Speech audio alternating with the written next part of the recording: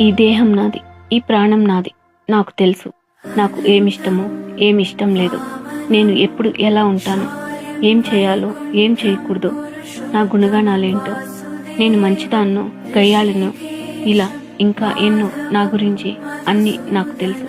కానీ నాకు నేనే అర్థం కాను.